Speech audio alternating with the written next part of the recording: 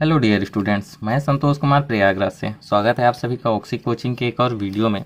आज की वीडियो में जैसा कि आप देख रहे हो कि हम प्रश्नावली 11.1 के पहले ही क्वेश्चन को सॉल्व करेंगे, यानी कि पार्ट ए का वीडियो है। तो सारे पार्ट के वीडियो देखने के लिए आप डिस्क्रिप्शन को चेक कर सकते हो, या फिर 9 क्लास की सारी वीडियो एक ही बारी में अगर आपको चेक करने का मन है तो आई बटन या डिस्क्रिप्शन दोनों जगह पर आपको इसके लिए प्ले लिस्ट मिल जाएगी। वीडियो शुरू करने से पहले सब्सक्राइब कीजिए ऑक्सी कोचिंग यूट्यूब चैनल को और बेल आइकन को ऑल पे कीजिए, जिससे फ्यूचर में कोई वीडियो आप मिस ना करो। अगर आपने पहले से ही सब्सक्राइब कर रखा है तो थैंक यू वेरी मच। तो बात कर लेते हैं आज के क्वेश्चन की। एक दी हुई किरण के प्रारंभिक बिंदु पर 90 अंश के कोण की रचना कीजिए और कारण सहित रचना की पुष्टि कीजिए। तो यानी कि आप जैसा क्वेश्चन में देख रहे हो, हमें एक किरण दी जाएगी, कोई भी किरण हो सकती है, ए बी पी क्यू, और उसके प्रारंभिक बिंदु पर हमें 90 अंश के कोण की रचना करनी है।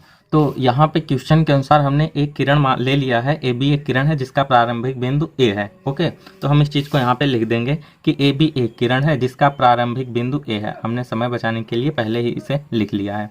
तो अब हम आपको इस बिंदु पे 90 अंश के कोण बना के दिखाएंगे कि आप किस तरीके से प्रकार की सहायता से बना सकते हो।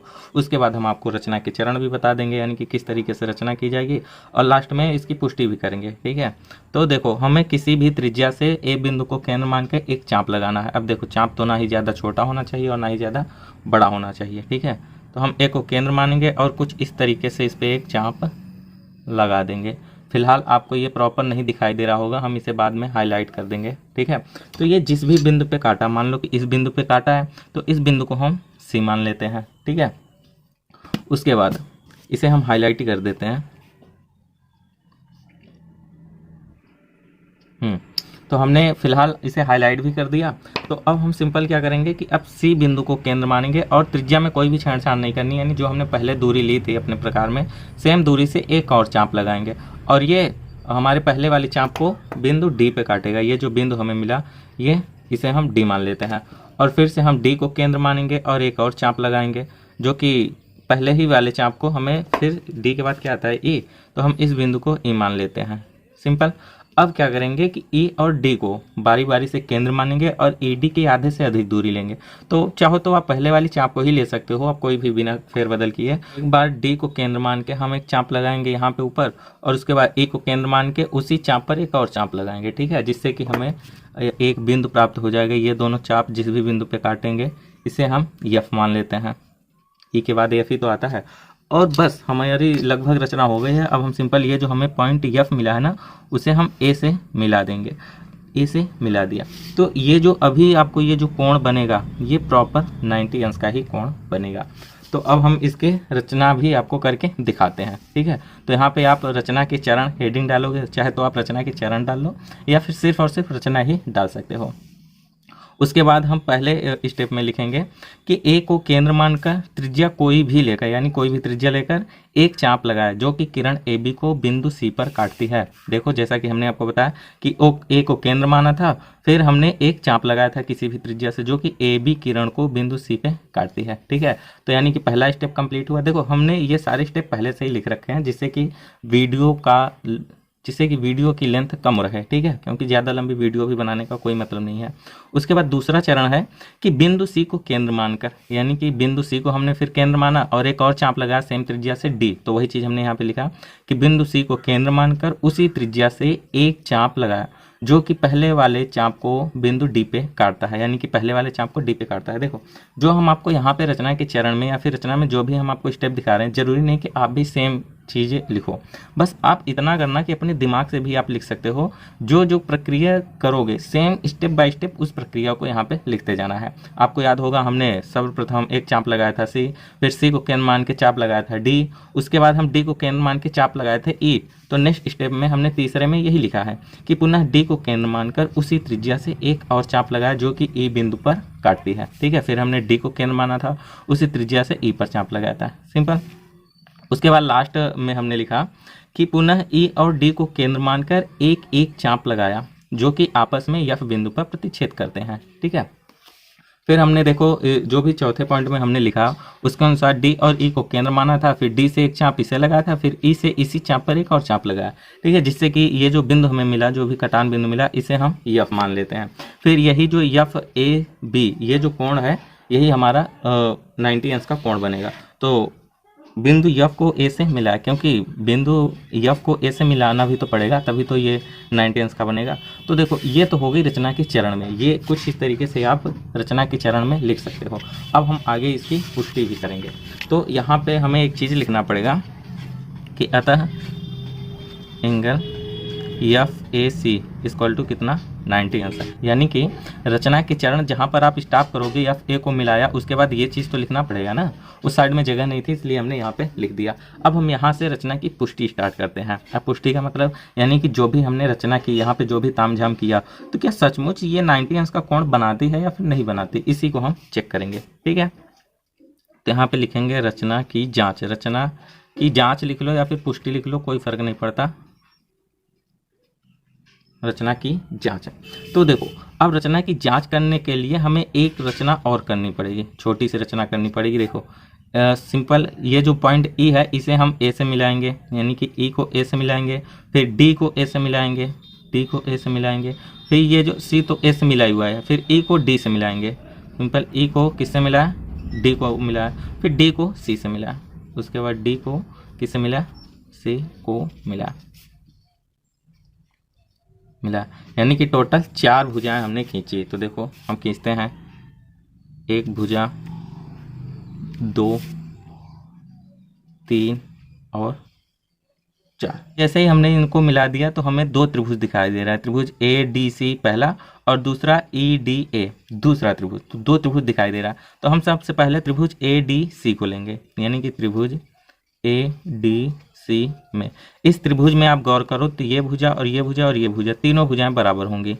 ए D equal to D C equal to A C. भाई ये तीनों भुजाएं बराबर क्यों हुई, क्योंकि हमने प्रकार में सेम त्रिज्या लेकर चाप लगाया था। ठीक है, देखो सेम त्रिज्या से ये चाप लगाया, जैसे ये चाप लगा लिया तो ये भुजा तो बराबर हो गई। उसके बाद यहाँ से हमने ये चाप लगाया था तो ये ऑलरेडी इसके बराबर हो गई, सिंपल। ठीक है, तो ये हम यहाँ पे इसके कारण में लिख देते हैं कि एक ही त्रिज्या द्वारा लगाए गए चाप की दूरियां, सिंपल। चलो कारण भी हमने लिख लिया। अब ये तीनों भुजाएं अगर बराबर हैं तो यानी कि त्रिभुज समबाहु है, तो यानी कि हम लिख सकते हैं त्रिभुज ए डी सी समबाहु है। अब समबाहु त्रिभुज में आपको पता है कि प्रत्येक कोण 60 अंश का होता है।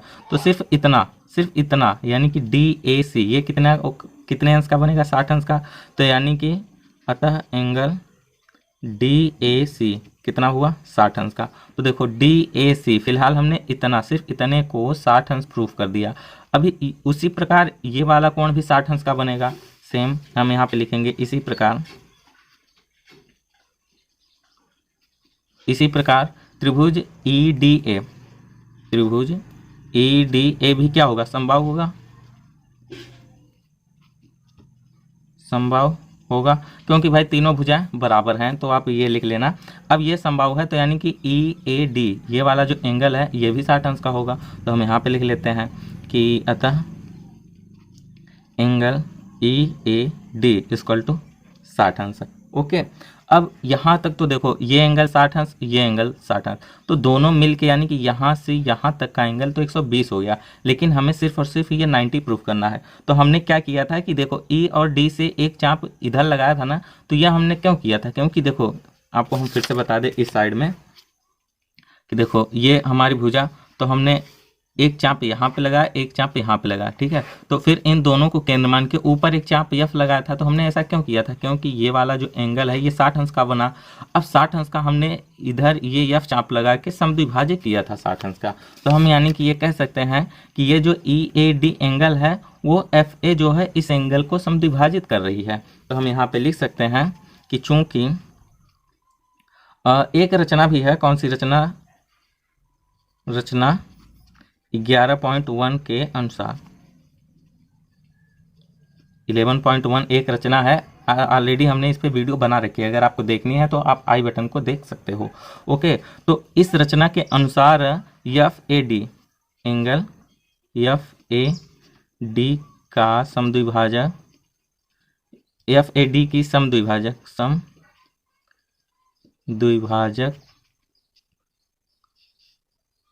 किरण एफ ए है, एफ ए है, यानी कि इस एंगल की समद्विभाजक किरण क्या है, एफ ए है। तो एफ ए इस एंगल की समद्विभाजक हुए। अब यानी कि समद्विभाजक यानी कि पहले तो ये पूरा टोटल 60 था, अब समद्विभाजक यानी दो बराबर में बढ़ गया, तो यानी ये भी 30 हो गया या ये भी 30 हो गया। ठीक है, तो हम कह सकते हैं कि एफ ए डी ये जो एंगल है सिर्फ इतना, ये 30 होगा। तो हम यहाँ पे लिख सकते हैं कि अतः angle F A D equal to 30 अंश।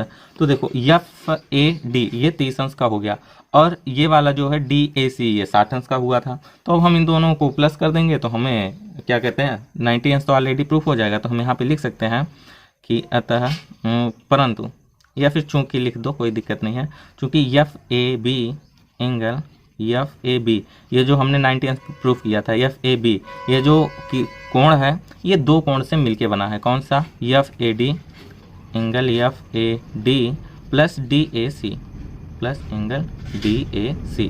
अब एफ ए डी का तो मान हमने आपको 30 अंश यहाँ पे दिखाया ही है 30, प्लस डी ए सी का मान हमने यहाँ पे आपको 60 अंश दिखाया है, ये रहा 60 अंश। ठीक है, तो ये 60 अंश हुआ। तो यानी कि F A B angle F A B equal to 30 और 60 को जब प्लस कर देंगे तो ये एंगल एफ ए डी कितना, सॉरी बी हो जाएगा, इक्वल टू कितना होगा 60 30 90। तो ये देखो हमने 90 प्रूफ कर दिया। तो हम ये देखो एफ ए बी ये जो एंगल है वो 90 अंश हमने प्रूफ कर दिया, यानी कि हमने जो भी रचना की वो सत्य है। तो यहाँ पे हमारी रचना की जांच भी कंप्लीट होती है। और इसी के साथ ही हमारा ये पहला क्वेश्चन भी फोकस हो जा, अरे फोकस क्यों नहीं हो रहा है, हाँ, तो यहाँ पे ही हमारा ये पहला क्वेश्चन भी कंप्लीट होता है। तो आई होप कि आपको इस क्वेश्चन से संबंधित अभी कोई भी समस्या नहीं होने वाली। आपको थोड़ी सी समस्या हुई होगी वही जब हमने कोण का समद्विभाजक किया था, तो इस पर हमने आपको बता दिया, ऑलरेडी वीडियो है, आई बटन पे क्लिक करके देख सकते हो। सो फिर मिलते हैं आपसे नेक्स्ट वीडियो में नेक्स्ट क्वेश्चन को सॉल्व करते हुए। तब तक के लिए बाय बाय, टेक केयर, ख्याल रखना अपना, बाय बाय।